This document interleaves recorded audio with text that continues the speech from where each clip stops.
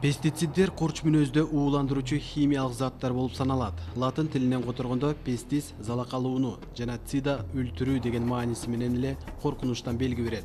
Мезгилинде пестициддерди өсүмдүк жана жаныбарлардын зыянкечтери менен күрөшүүгө, ото чөптөрдү жоготуу менен түшүмдүүлүктү жогорулатуу максатында пайдаланып келишкен. Пестициддердин ичинен эң натыйжалуу түрү ДДТ болгон. Союз мезгилинде өзгөчө кеңири колдонулуп келген. ДДТ айыл чарбасында гана колдонулбастан, безгек, тиф жана башка олуттуу жугуштуу ооруларды жуктуруучу курт кумурскаларды жок кылууга зор салым кошо алган. Тилекке каршы 1960-жылдардан тарта пестициддердин терс жактарын ДДТ даанылап көргөзө баштаган. Мындай өзгөрбөс химиялык заттар көптөгөн жылдар бою топурак катмарында кала беришип, акырындап тамак азыктарга аралашуу менен тукумсуздукка дуушарланткан. Ошондой эле өзгөчө кырдаалдарда өлүмгө алып келгени айтылат. Моюнга алуу керек. Пестициддер колдонулган күндөн тарта, аны ойлоп табуучулар өздөрү жооп бере албаган суроолуу көйгөйлөр дароо эле пайда болгон эле. Ошондуктан бул препараттардын залакасы өсүмдүктөргө зыяндуу курт кумурскаларды ууландыруу менен чектелбестен, курчап турган чөйрөгө жана адамдарга коркунучтуу болуп келген. 1938 эң күчтүү инсектицид ДДТ, тагыраак айтканда дихлордифенил трихлоретанды колдонуу сунуштала баштайт. Мындай көрүнүш зыянкечтерди тез ууландыруучу сыйкырдуу курал катары адамдардын тулку денесине зыяны жоктой сезилген эле. ДДТ кеңири орунду ээлеп, чөйрөгө туруктуулугу жана өндүрүштө колдонууга арзанга түшкөн ыкмага айланат. Бул затты пайдалануу түшүмдүүлүк көрсөткүчүн өтө тездик менен жогорулатууга жеткирет. Ал гана эмес, курт кумурскалар аркылуу таралуучу кээ бир жугуштуу илдеттерди алдын алууга зор натыйжасын көрсөтөт. Ушундан улам ДДТнын контакттык уу катары жогору эффективдүүлүгүн ачкан швейцариялык химик Пауль Мюллер медицина жаатындагы Нобель сыйлыгына татыктуу болот. Ошентип убакыттын өтүшү менен пестициддердин көптөгөн көйгөйлүү сырлары ачыкка чыга баштайт. Өкүнүчтүүсү акырындык менен чөйрөнүн түрдүү зыянкечтери химиялык препараттарга туруштук берүү менен агрессивдүүлүгү кайталанып күчөй берет. Улам жогорулатылган өлчөмдөгү жана жаңы кымбатка турган пестициддер колдонула баштаган. Мунун бардыгы пестициддердин жалпы пайдалуу организмдерге, жаратылыш чөйрөсүнө, ошондой эле адамдын ден соолугуна терс таасири бар экендигин айдан ачык аныктап берет. Бир эле мисал, Гренландиядагы тюлендердин денесиндеги ДДТнын кесепети алардын санын азаюусуна алып келген. Демек, бул ДДТ сыяктуу пестициддердин таасир берген ордунан географиялык кыйла алыстыкта болгонуна карабастан, жер которуп жүрүү жөндөмдүүлүгүн далилдеп турат. Сегодня в Кыргызстане возникла большая проблема с остатками устаревших пестицидов, которые сегодня представляют угрозу для окружающей среды и здоровья людей нашей республики.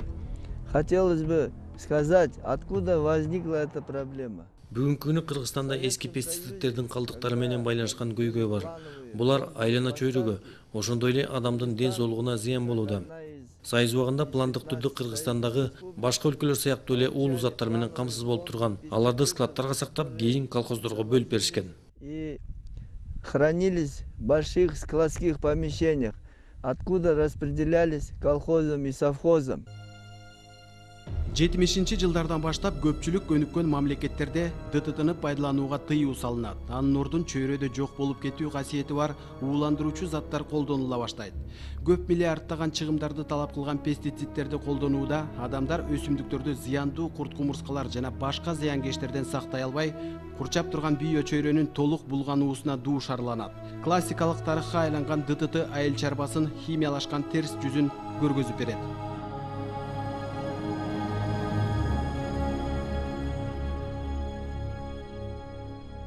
Выясняется, что биздин билишибизче, уу заттар сакталган складдардын көбүнчөсү талкаланып, андагы пестициддер же сатылып, же болбосо таратылып берилген. Азыр калган калдыктары бир топ эсе азайып кеткен. Пестициды уже использованы, то есть они проданы фермерам и использованы. И в остатках сегодня намного уменьшилось их количество. Изилдөөлөрдүн жыйынтыгында ДДТны пайдалануу экологияга көптөгөн орчундуу кесепеттерин тийгизди. Жыйынтыгында жер катмарын жана био чөйрөнүн булгануусунан пайдалуу курт кумурска, балыктар, канаттуулар жана башка жаныбарлар жок болуп баратканы байкалган.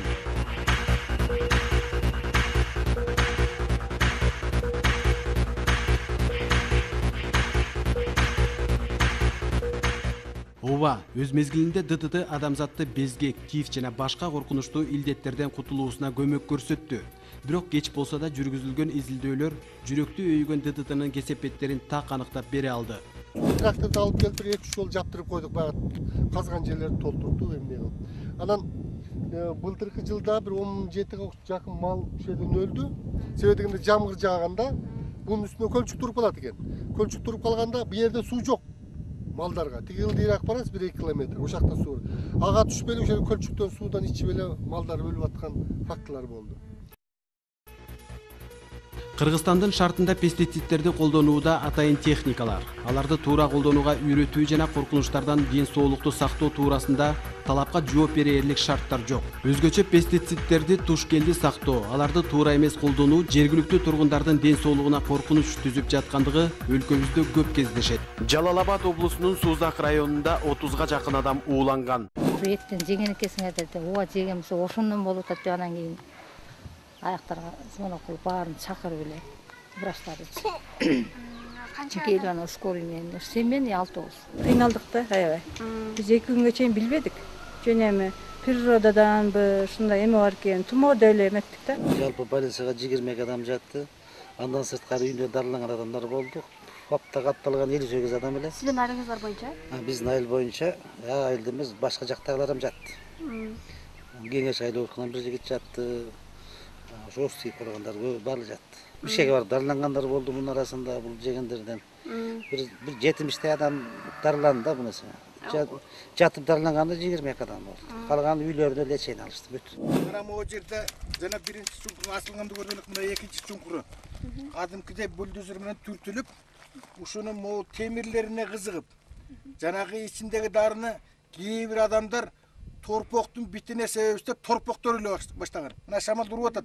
Житин ачыда албай атабыз. Ушул экинчи чуңкуру. Мындан башка 9 чуңкур бар могу жерде.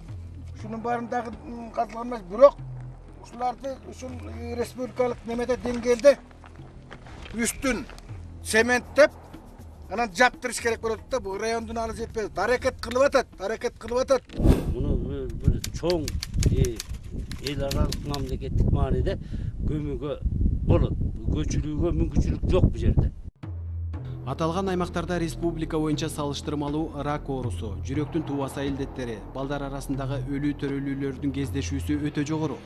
Лабораториялык жол менен 84% бала эмизген энелердин сүтүндө ДДТ бар экендиги аныкталган.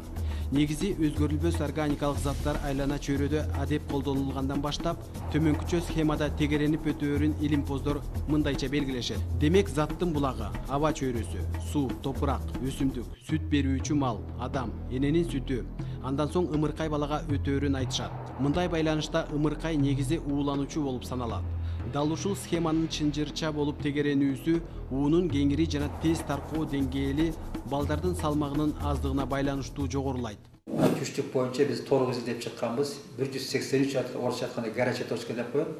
Ошо мурунку пестицид склад болгон жер, мурунку аэропорт болгон жерлердин бардыгы ошолор азырда калдыктар калып калган да. Ошонун тегерегинде жашаган элдердин ден соолугун изилдеп көрсөк, мына баланын тону бар, плацента деген. Ошол баланын тонунда бардык айылдар чыкты ошол жерде. Чыкканда дагы жогору концентрация 2-3 мг чейин чыгып атат. Аялдардын эмчектин рак менен ооруганы башкача караганда 5-6 эсе көп болуп атат. Таза зонага караганда. Өзгөрүлбөс органикалык заттарды алдын ала инвентаризациялоодо пестициддер менен Кыргызстандын топурак катмарлары жогорку деңгээлге чейин булгануусу байкалып, белгиленүүчү өлчөмдөрдөн кыйла жогорулап кеткендиги тастыкталган. Ушундан улам айыл чарба азыктарын булганыч топуракта өстүрүү жогоруда айткандай тегеренүү чынжырчасынын башталуусу болуп, адамдын тулку денесинде өзгөрүлбөс органикалык заттар топтоло баштайт. Жыйынтыгында эне сүтүнүн түзүмүндө пестициддин барына күбө болобуз. Мындай эне сүтүндөгү ДДТнын катталуусу көпчүлүк учурда өлкөбүздүн түштүк аймактарындагы айыл тургундарынан кездешет. Жалпысынан эскирген пестициддер жана башка пестициддер контрабандалык жол менен дагы кеңири таркалып барат. Эске алуу керек. Туруктуу органикалык химиялык заттар канчалык аз өлчөмдө колдонулса деле, зыяндуулугу бир калыпта кала берет. Өстүрүлгөн азыктарга таасирин берип, жер катмарында узакка сакталып калат. Кээ бирөөсү билишет буну тиги өсүмдүктөргө жанагындай роза гүлдөрдөгү жана колорадский жуктарга, тияларга алышат да. Бирок үйлөрүнө кээ бирөөсү мен айтам, ошо көбүн эле боюнда бар келиндерге сунуш кылам да. Үйүңөр албагыла дусту, мүмкүн болушунча башкасын алгыла, муну эми ит мышыктарга колдонсоңор болот, жана бүргө сүргө андай мындайлар жок кылганга деп эле айтам.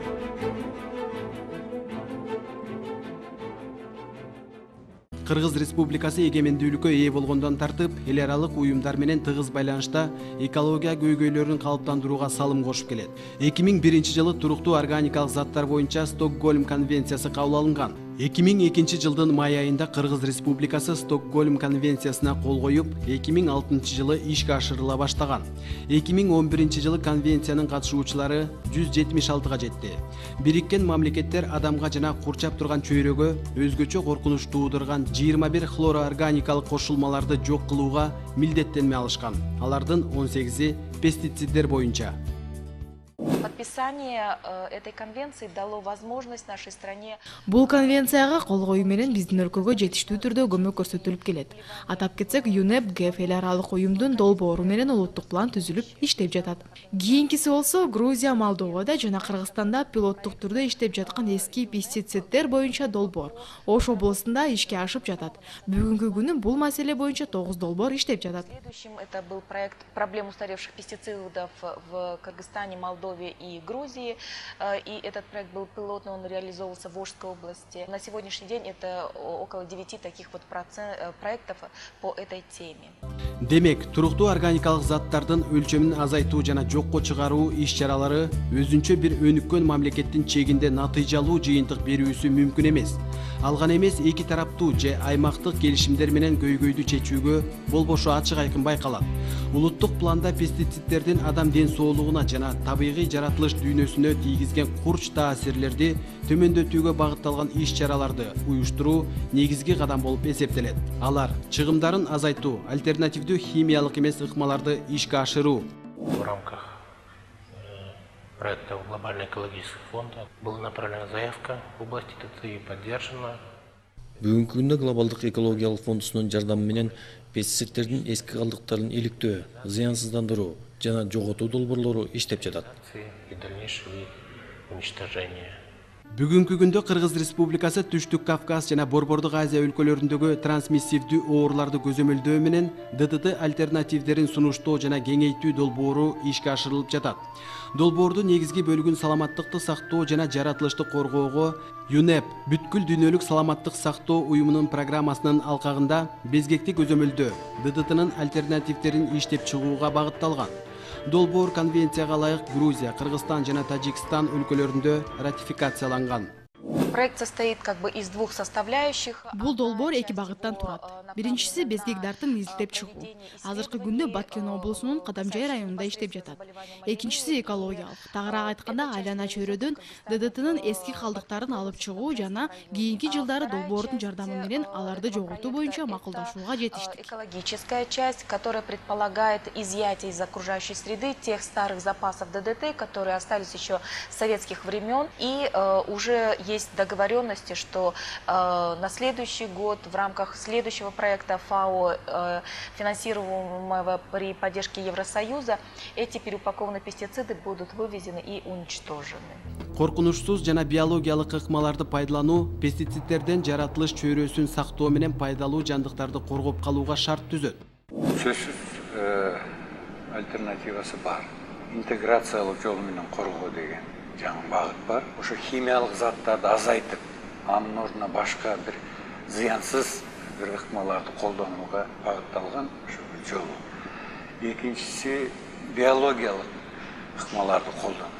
Биологиялык ыкмалардын өзөгү өсүмдүктөрдү зыянсыздандырууда курт кумурска жандыктарынын дүйнөсүндөгү табигый карама каршылыктарды пайдалануу болуп саналат.